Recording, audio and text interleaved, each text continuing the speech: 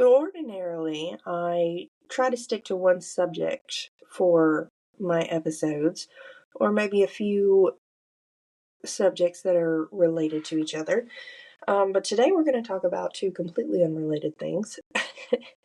um, in the first half of the episode, I'm going to talk about the political climate in America and some of my thoughts on it and some insights that I had this week. And the second half of the episode, I'm going to talk about chakras again.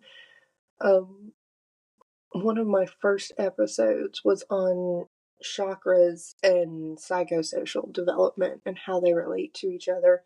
And for a while, it was one of my most listened to episodes. It is not anymore. I just looked at my metrics before I started this episode to see where it was ranking, and it is not even in the top 10 anymore. But for a while, it was my second most listened to episode. And shout out also, as I was looking at my metrics, I realized 2% of my listeners are from the Ukraine. So thank you for listening. My heart goes out to you. I think about you every day, and I know that doesn't do you a whole lot of good, but I am sending you love, even though my country doesn't want to. Hi, welcome back to the podcast. I'm your host, Naomi, and this is Mosaic in Progress. So, if you live in the US, or if you've been watching the dumpster fire that is the US for the past few months, you know that things are real messed up. It's real fucked up over here. And there are people who have in mind to resist and to fight back against what's happening. And it's a whole lot of yelling at brick walls. And you get in a lot of trouble when you criticize people's efforts, because at least they're doing something, right? But if what you're doing isn't working, then someone should definitely call you out on it. And if you're unwilling to be critiqued on the effectiveness of what you're doing, then you're not really interested in doing something that works.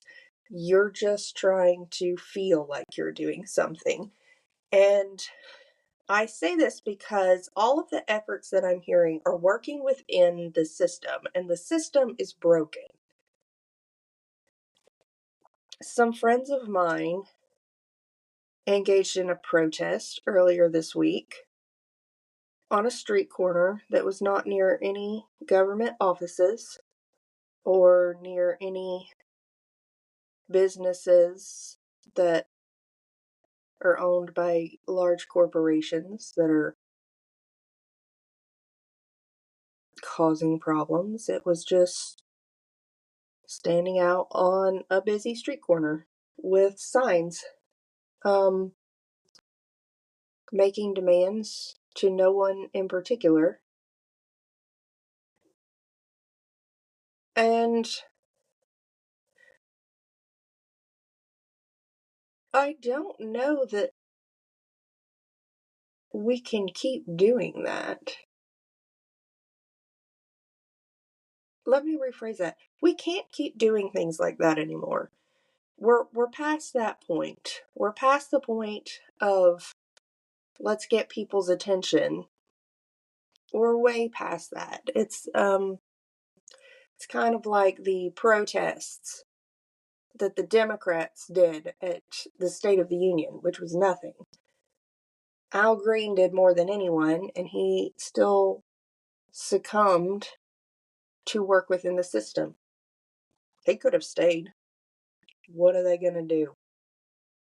What are they going to do? And you say, well, what about the woman at the town hall? Yeah, and you paid attention to something you otherwise would have not paid attention to because she did not comply. We can't keep just being polite within this system. And it reminded me of having to deal with abusive people in my past. That when you are a good person, when you are a respectful person, when you are generally a polite person, being defiant toward anyone feels wrong. You feel like, oh, well, you're stooping to their level. No, I'm not going to let it change me. I'm still going to be the good person. I'm going to be the bigger person, whatever. The answer to abuse is to leave it, to call it out, and to not comply with it anymore. And whatever frame that is, and we're looking at this as a thought exercise. And for many of us, it is, and we should be aware of that. That it's just, a philosophical discussion that's not really affecting us all that much. Maybe in some degree, or maybe it's causing us some stress or whatever, but on a basic day-to-day level, it's not really affecting us that much.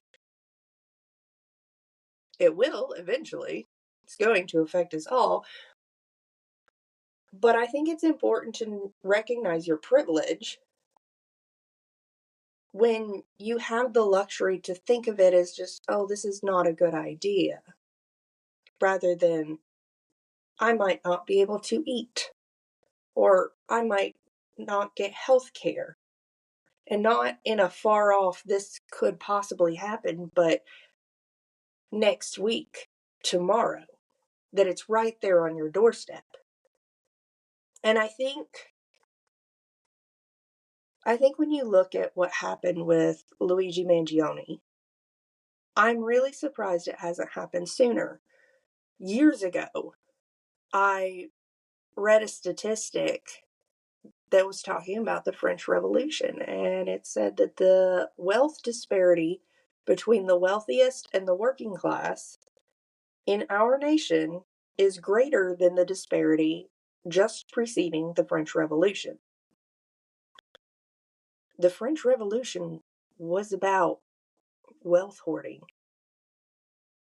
It was about people not being able to eat, not being able to take care of their families.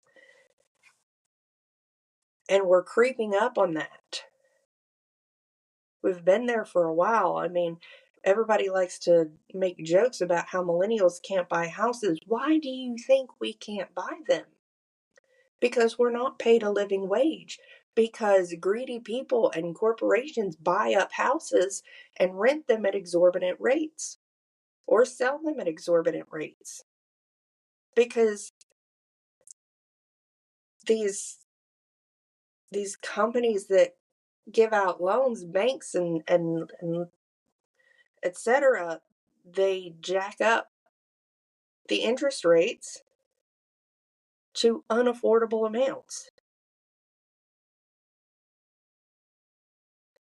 We're in an abusive relationship with our economy. And the answer to that is not to be polite.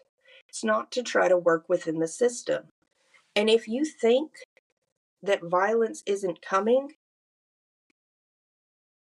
then I want whatever meds that you're taking, because I want to be that delusional. I bet you're happy. Violence is either coming from the powers that be to subdue the people, or it's coming from the people to get rid of the powers that be. It is inevitable at this point. It's going to happen. Because they're not going to stop being greedy. They're not going to stop exploiting us. And we're not going to stop needing to eat and take care of our families and ourselves. The inevitability of that is violence, because they've left no other choice.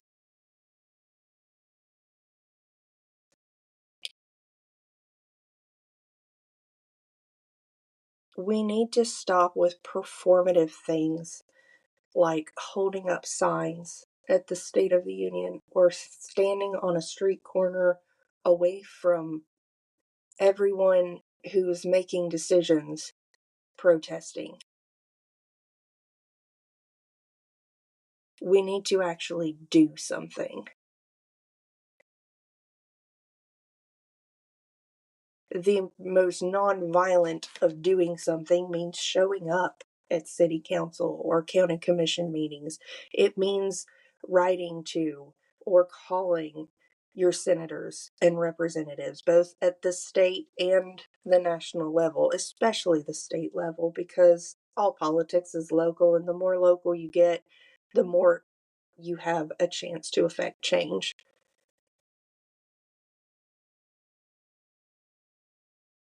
That's the best that we can do on a polite level. And we're losing opportunities to do anything on a polite level.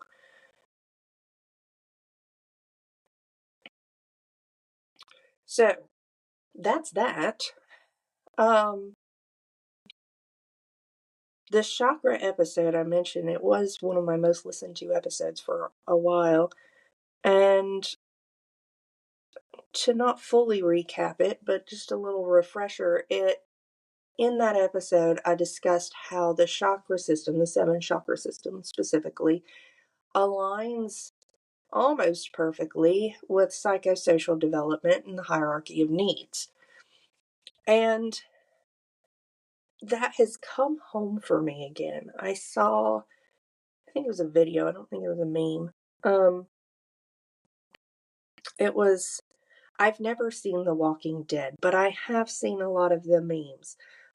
It was the guy that has the baseball bat that he wraps in barbed wire, and he's walking along this fence or house or something, and he's tapping on it, just like taunting whoever's inside, like, come out and play. And the caption of it was, when you heal your inner child and then your inner angry teenager comes out to play. And I have never related to anything more in my life, because that's exactly how I've been feeling for the past several weeks. And I was thinking about it, and like, I started chakra work with my sacral chakra because I had recently been raped when I started chakra work. And I was like, heal the sacral chakra. That's your like sexual center, whatever. And so that involved a lot of sitting, just sitting with feelings and journaling and letting myself feel my feels and cry if I needed to or whatever. And a lot of poetry, a lot of writing and poetry during that time.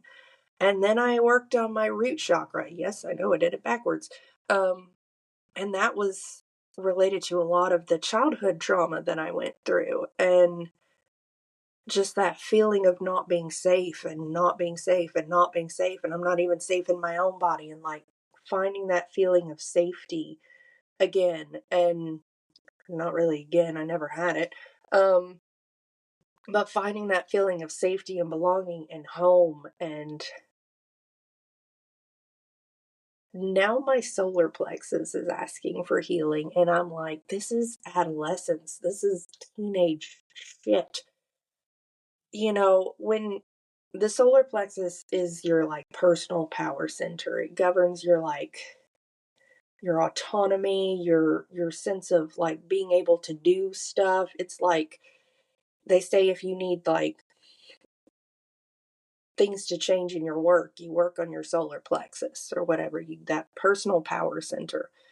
And the teen years, it's about autonomy and independence, and finding responsibility, like taking responsibility for your own life, and decision making and motivation, what motivates you, or getting to your own personal level of discipline.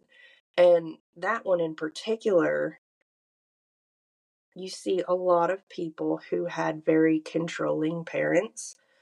Um, you see their teen years and you're like, there it is. That's why you can't do anything as an adult, because you never learned to have your own motivation. You didn't get that on your own. You had someone constantly telling you what to do.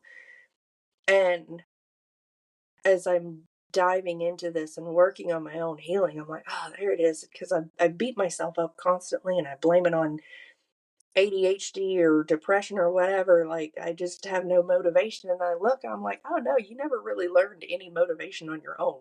You never had the opportunity to do that. And this is not an excuse. This is what I'm working on in my healing. I never had the opportunity to be self motivated ever as a teen. I was told every single thing that I was supposed to do. And on the off chance that I might start getting some self motivation and making my own schedule of how I was going to tackle things, it would be brought to a halt immediately because I didn't do the things in the order that my mother wanted me to do. And so she would stop me and tell me, do that this way instead, or do this first, or whatever, whether it really needed to be done that way or not. She was extremely controlling, particularly over my time and how I used it. And even things that I enjoyed, when I started fiddle lessons, I got sick shortly after I started and kind of lost my motivation. And she came in one day and asked, I was sitting on my bed or doing something on the computer, I don't remember. She said, "You need to be practicing your fiddle. We bought you those lessons. You need to be doing that." And I was in my late teens at this point. No, I was in my early 20s actually. I was past adolescence. And that was not the first time she had done that, or the second or the third. It was a pattern with her that she would take something that I loved and turn it into a chore and just take all of the joy out of it. And because she was telling me to do it, I have a little bit of a demand avoidance issues, that even if I was going to do something, if you tell me to do it, then I don't want to. Um, and so I never really developed a sense of discipline on my own because every time I tried to, she was right there changing everything, telling me what to do. And it just, there was no point. There was no point. It was a losing battle because she had to be in control. And one of the other things that's been coming up for me a lot is that for most people, teen years is where they hit puberty and where hormones start just absolutely raging and your emotions start changing. I had the most intense emotions as a teenager. I didn't feel anything halfway. Everything felt huge every time. The joy, sadness, disappointment, grief, anger, like everything felt huge. And my teen years was really when I started to really suppress my anger because it scared me. Um, when I got angry, I got in trouble, number one. Um, and then when other people were angry at me or around me, I usually got hurt. Um, and so it was really not a safe emotion. And that was really when I started just shoving it down. And by the time I was in my 20s, I would proudly boast that I never really got angry, that it wasn't something that really happened. I just didn't get angry. Um, because I never learned emotional regulation. And you learn emotional regulation to a degree, even before your teen years. It should be something you're learning all along. But if you have parents who just want you to not have emotions, then all you learn is emotional suppression, which is not the same thing. And this came up for me yesterday, and it's very easy for me to be vulnerable when you can't see my face and I can't see yours. Um, this is a story that I only told to the people who were closest to me. But as listeners of my podcast, you get to hear my deepest, darkest things that are kind of humiliating because that's what this podcast is. My husband was going to buy a bass and I was going to get to learn it. And because I always wanted to learn bass. And when I told my parents I wanted to learn bass, they bought me a really cheap, shitty electric guitar from Walmart, which is, basically the same thing. And an acoustic for my little sister, and she got lessons and I did not. And I never got to learn bass. And I was telling my husband about that, and he was like, "Well, I need a bass for stuff I'm wanting to do. You can play it. It'll be great." And we weren't able to get it. And he texted me that at work, and I felt like someone had punched me in the gut. I immediately started crying, and I was like, this feels so big and so devastating. I cannot deal with this. I was just heartbroken. And I was so upset. There was not even a moment where I was like, "Do you think maybe you're overreacting a little bit? Do you think maybe you're blowing this out of proportion? It's going to be." And I was just like, "This is a sign I shouldn't be in music." This is why every time I try to do anything musical, something happens and gets in the way. This is a sign I'm just not supposed to do it. I was like immediate, like red alert, all the alarms going off. This is the worst thing ever. And I texted a few of my friends, and one of my friends who um she she runs a business where she does a lot of like shadow work kind of stuff with people and energy healing and things like that and shamanic work. And I texted her and she said, "I imagine you're feeling emotions kind of like a teenager right now. Like this disappointment probably feels really big." And I was like, "Oh my God, she's right. I do feel like a teenager." And I started crying again. And she said, "You can just hug your teenage self and tell her it's okay to be disappointed." And I started crying again. And I had messaged my best friend and she replied right after that, and I told her what my other friend had said, and she said, "Well, yeah, of course. You have a right to feel disappointed. It's okay to feel disappointed." And I cried some more. And I felt like I was 13 again, just crying over everything. And then my best friend said, "It's okay to cry. Your coworkers will get over it." And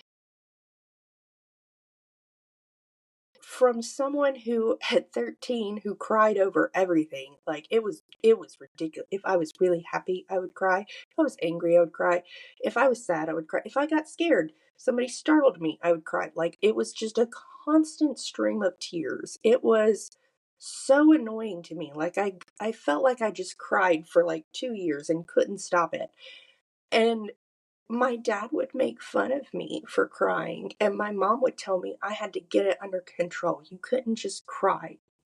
You couldn't just cry all the time. You couldn't do that. You can't be crying out in public. You have to keep it together. And to have two friends back to back say it's okay to cry and it's okay to feel what you're feeling was just like a healing balm to my soul. And part of emotional regulation is you have to be able to feel your feelings. Emotional regulation doesn't mean shove it down, don't feel it, just hide what you're feeling. It means being able to sit with that and react appropriately.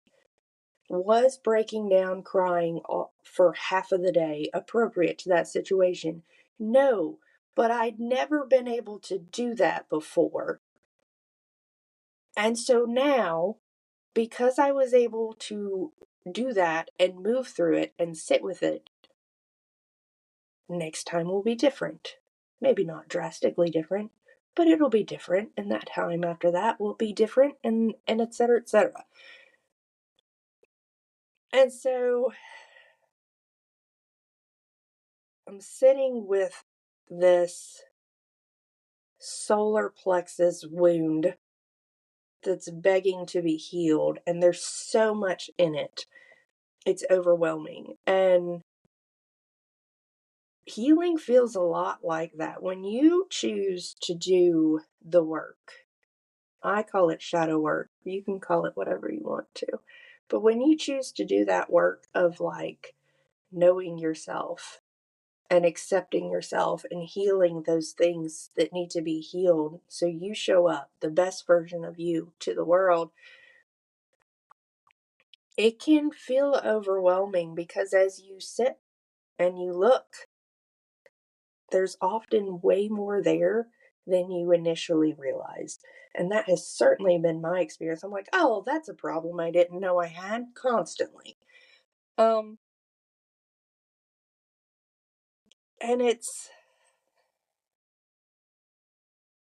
it's difficult to move through, but this one is one that I do need to move through. When I did my root chakra work and my sacral chakra work, I mentioned there was a lot of sitting. It was a lot of sitting and journaling, and crying and feeling and meditation and things like that. And I am finding with this particular wound that sitting is the opposite of healing for me in this space, that I need to move. And I realized that that was the time period when my freeze response just really solidified. I'd kind of had it before up to that point, but it was like a freeze or fawn. My teen years were when the freeze response just solidified. And I think that was probably because when I was almost 15, my dad beat me with a 2 of 6. Um, and that just kind of, that was a huge direction changer for me because up to that point, I was a little goth girl in my podunk country town, and everyone made fun of me constantly. And I do mean everyone. All the little 4-Hers made fun of me. They hated my style. I didn't look anything like them, and they made fun of me all the time. Um, my parents, my mom didn't exactly make fun of me. She would just tell me that I shouldn't wear stuff like that it didn't look good or it wasn't appropriate. And it's not like I was wearing like mini skirts and halter tops or anything like that. Like it was just she didn't like the colors or she didn't like how it went together or stuff like that. Um but she told me that I looked too weird and it stood out too much and I was attracting attention to myself. And I had a love for hats. Oh my goodness, I loved hats, especially like newsboy hats and flat caps and fedoras. That was my thing. And my dad made fun of me every single time that I put one on, like constantly. He told me that I looked like a Yankee. I have mentioned in previous episodes that I was raised by Southern nationalists. Yankee was one of the worst insults that you could say in our house. City girl followed very closely, and that was another one that was thrown at me. He would constantly tell me that I looked like I should be in New York City. And as I look back on that and I think about how New York City is the fashion capital of America, I'm like, for someone who mixed camo prints and thought it looked good, I feel like that was a compliment. But as I was trying to develop my own sense of style and my taste and be my unique self, I was constantly belittled for it by pretty much everyone around me. And I was ostracized and isolated. Um, even by my sisters, my little sister especially. She made fun of my clothes and my makeup and things like that. And it was,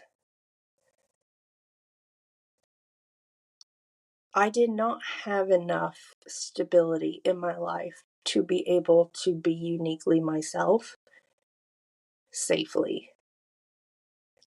Because being myself meant losing everyone.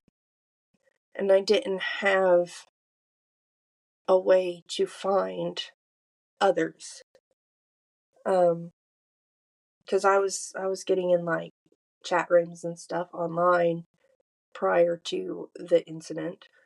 But that all went away after that. And I started wearing denim and dresses and wearing my hair long because that's what I was supposed to do, and not wearing makeup, and just trying to be what he wanted me to be. And in every way, I I quit questioning him for the most part. I quit questioning any of the beliefs that he handed to me. I I had Stockholm syndrome. I look back on it, I fully had Stockholm syndrome and I had to. That was how I survived. I would not have survived had I not done that. Um, I do believe that he would have killed me. I thought he was going to kill me that day. But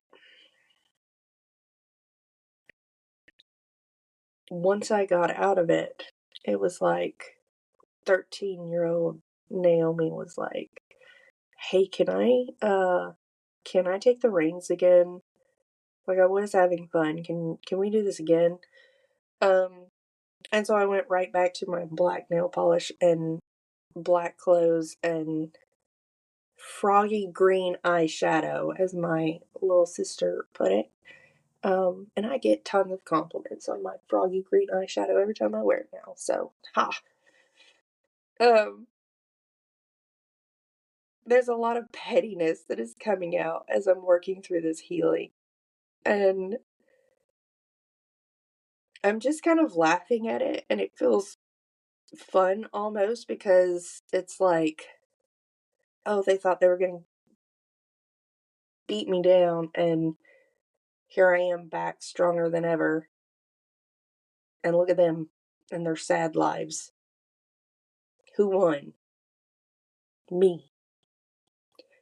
And I think it's okay sometimes to just kind of let yourself give into that petty as you're healing, because that's you getting your power back, which is important. I am working through this now, and so much of my episodes about healing are things that I've already worked through. So this may be kind of a revisited subject, but my my focus right now is on letting myself do the things that I wanted to do and wear the things that I wanted to wear and be my unique self with my unique style without judgment and without giving a fuck about anybody else's opinion about how it looks. And the other part of it is helping myself to move my body and get out of that freeze.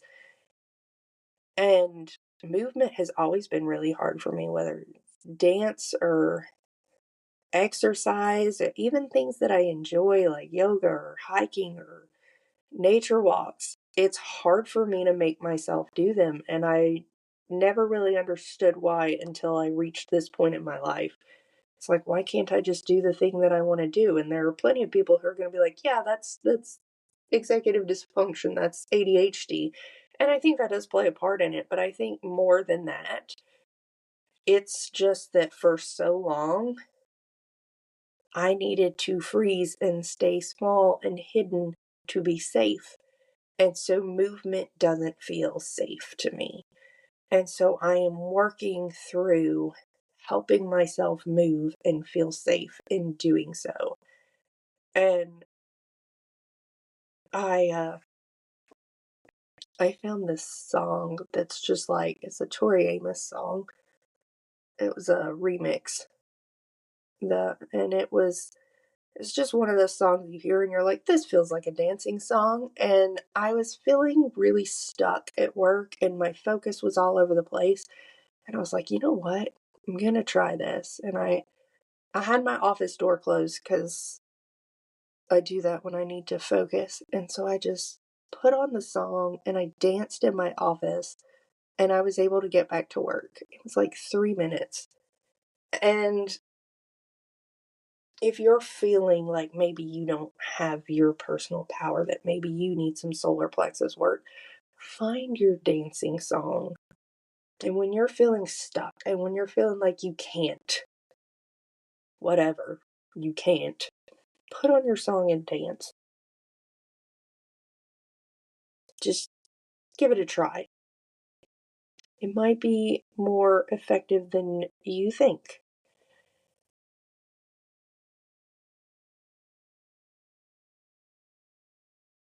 I think we will revisit this because I want to get into a lot more detail in some of these things about autonomy and independence and responsibility, decision making and motivation and things like that. I want to get into those a little deeper than we have time for in one episode.